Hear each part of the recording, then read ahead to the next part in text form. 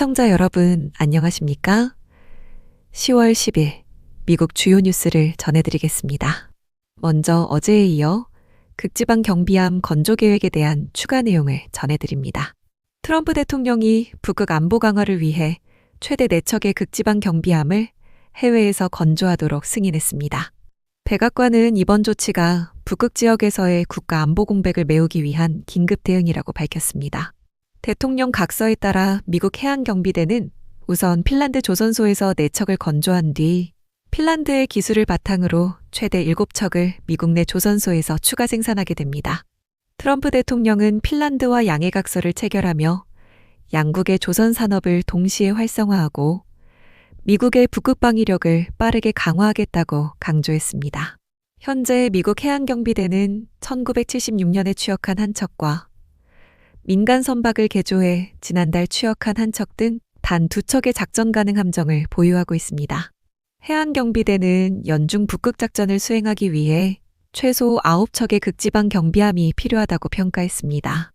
이번 조치는 러시아와 중국의 북극권 군사경제 활동이 강화되는 가운데 미국의 주권과 해상교통 및 에너지 자원을 보호하기 위한 대응으로 풀이됩니다.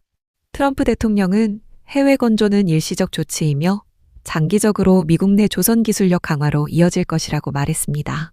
핀란드와의 협력으로 수천 개의 미국 일자리가 창출되고 수십억 달러 규모의 투자가 유입될 것으로 전망됩니다.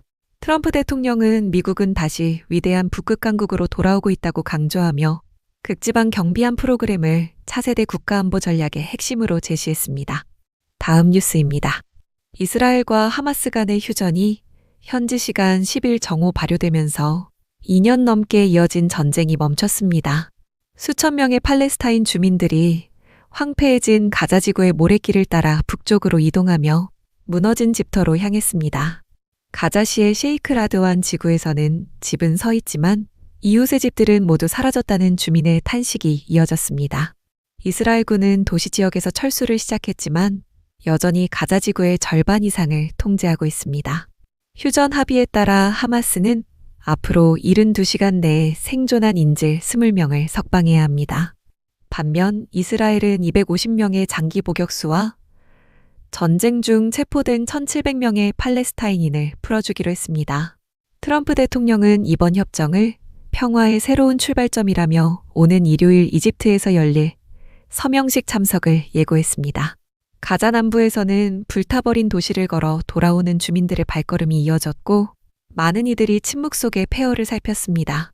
이스라엘군은 안전을 위해 군 통제 지역에 접근하지 말라고 경고했으며 북부의 베이트 라히아 등은 여전히 위험 지역으로 지정됐습니다. 비록 집은 잃었지만 한 주민은 폐허 위라도 다시 돌아올 수 있다는 사실이 기쁨이라며 눈시울을 붉혔습니다. 다음 뉴스입니다. 트럼프 대통령이 중재한 이스라엘 하마스 휴전 합의 이행을 감독하기 위해 미군 200명이 중동 지역에 투입됩니다. 미 중앙사령부 브래드 쿠퍼 제독이 지휘를 맡으며 임무 초기 단계에서 약 200명의 병력이 현장에 배치될 예정입니다. 미 정부 관계자에 따르면 이들은 휴전 위반 여부를 감시하고 합의 이행 과정을 조율하는 역할을 수행합니다. 쿠퍼 제독은 협상 과정에서 이집트에 상주하며 각국 중재진과 긴밀히 협력해왔으며 이번 임무에도 이집트가 주요 거점이 될 것으로 알려졌습니다. 백악관은 병력이 이스라엘에 배치될 가능성도 열어두었지만 카타르, 터키, 이집트 등이 함께 참여하는 만큼 실제 지휘본부는 이집트가 유력하다는 관측이 나옵니다. 이번 감시단에는 운송, 보안, 물류, 공병 분야의 전문가들이 포함되며 이미 일부 인원이 현지에 도착해 사전 준비에 들어갔습니다. 새롭게 구성될 공동통제센터는 각국군의 움직임을 조율하고 이스라엘군과의 충돌을 방지하는 기능을 하게 됩니다. 트럼프 대통령은 강요 회의에서 쿠퍼 제독은 훌륭한 임무 수행자로 스티브 위트코프 특사와 쿠슈너, 루비오 국무장관과 긴밀히 협력 중이라고 언급했습니다. 이번 휴전 합의는 하마스의 2년간 무력 충돌을 종식시키고 이스라엘 인질 석방과 팔레스타인 수감자 2,000명 교환을 골자로 합니다.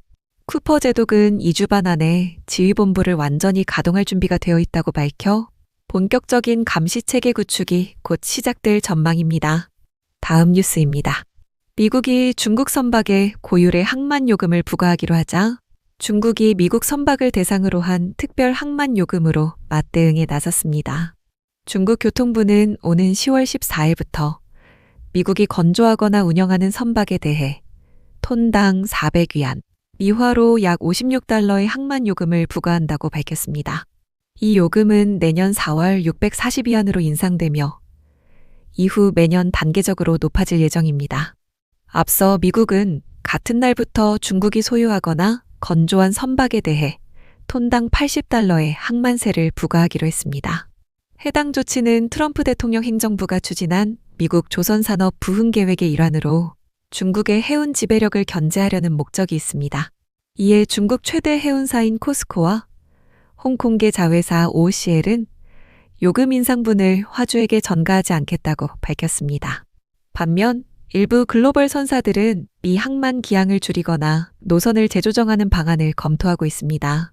최근 환태평양 노선의 해상 운임이 급락하며 업계 부담이 커지는 가운데 이번 조치는 시장 불확실성을 더욱 키우고 있습니다. 미국은 요금 미납 선박의 입항을 거부할 수 있다고 경고했으며 중국은 부당한 차별 조치에 대한 정당한 대응이라고 반박했습니다. 환태평양 해상 운임은 최근 한 달 사이 최대 18% 하락해 운항 수익성이 급격히 낮아진 상황입니다. 다음 뉴스입니다. 베네수엘라의 민주화 운동 지도자 마리아 코리나 마차도가 올해 노벨 평화상 수상자로 선정됐습니다.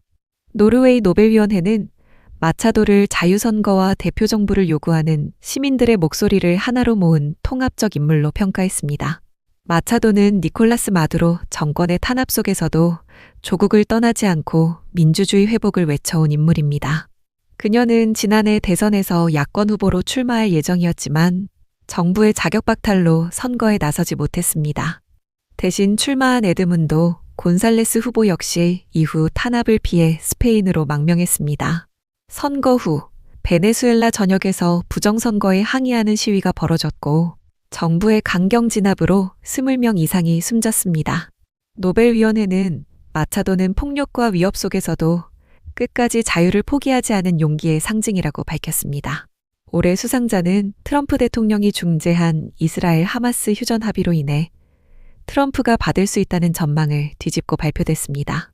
위원회는 마차도의 행동이 전 세계 민주주의를 지키려는 이들에게 깊은 영감을 주었다고 덧붙였습니다. 마차도는 수상 발표 직후 성명을 내고 이 상은 나 개인이 아니라 자유를 위해 싸우는 모든 베네수엘라인의 것이라고 말했습니다. 다음 뉴스입니다. 미국 상원이 9일 한 달 넘게 표류하던 2026 회계연도 국방수권 법안을 초당적 합의로 처리했습니다. 이번 법안은 약 9,250억 달러 규모의 국방 예산을 승인하며 펜타곤 운영에 대한 권한을 부여하는 핵심 입법입니다. 그러나 이번 표결은 연방정부 셧다운이 9일째 이어지는 가운데 진행돼 군인급여 지원 사태는 당분간 계속될 전망입니다. 상원 군사위원장 로저 위커 공화당 상원의원은 정부 기능이 마비된 상황에서도 법안이 26대 1로 통과됐다며 초당적 협력의 의미를 강조했습니다. 그동안 법안 처리가 지연된 이유는 민주당 루벤 가에고 의원이 보류안을 철회하지 않았기 때문이었지만 이날 최종적으로 합의가 이뤄졌습니다. 가예고 의원은 1월 6일 의사당 폭동 사망자 애슐리 베빗에게 군 장례 예우를 제공하지 못하도록 하는 수정안을 요구했으나 표결 없이 철회했습니다. 이번 법안에는 이라크전과 걸프전 당시 사용된 무력 사용 승인 결의안을 공식 폐지하는 팀 케인 의원의 수정안이 포함됐습니다. 반면 트럼프 대통령이 올해 초 카타르 정부로부터 받은 보잉 747기를 개조하는 예산을 차단하려던 척 슈머 상원의원의 수정안은 부결됐습니다. 민주당 태미 더거스 의원은 트럼프 대통령이 주 방위군을 지방정부 동의 없이 배치한 문제에 대한 청문회를 요구하며 법안 표결을 저지하겠다고 했으나 위커 위원장이 청문회 개최를 약속하며 막판 합의가 이뤄졌습니다. 상원은 이번 표결로 하원 통과안을 이어받아 조율 절차에 착수할 예정이며 국방비 승인 논의는 다음 주 다시 이어집니다. 다음 뉴스입니다. 미국 교통안전청이 정부 셧다운 기간 동안 근무하지 않는 직원들에게 경고 이메일을 발송했습니다. 맥닐 TSA 직무대행은 직원들에게 보낸 메일에서 일부 직원이 부적절한 사유로 근무에 불참하고 있으며 이는 용납되지 않는다고 밝혔습니다. 그는 이러한 행위는 동료들에게 부담을 주고 조직의 가치를 훼손한다며 특히 사기를 떨어뜨리는 행동이라고 지적했습니다. 문제는 이메일에 특정 정당을 비판하는 표현이 포함되면서 정치적 편향 논란이 제기된 것입니다. 여러 TSA 직원들은 정치적 메시지를 업무 공지에 포함한 것은 부적절하다며 불만을 표시했습니다. 일부 직원은 정당 갈등 속에서 우리를 정치 도구로 삼는 듯하다고 말했습니다. 현재 TSA 요원들은 필수 인력으로 분류돼 셧다운 기간에도 근무를 이어가야 하지만 임금은 정부 예산이 재개될 때까지 지급되지 않습니다. TSA는 이번 주 일부 직원에게 부분급여를 지급했지만 셧다운이 지속되면 10월 24일 이후에는 급여가 전면 중단됩니다. 교통부는 항공관제사와 같은 필수 인력에게도 무단 결근 시 제재가 있을 수 있다고 통보했습니다. 셧다운이 장기화하면서 공항 보안 인력의 사기 저하와 인력 이탈에 대한 우려가 커지고 있습니다. 이상으로 오늘의 뉴스를 마칩니다. 시청해 주셔서 감사합니다.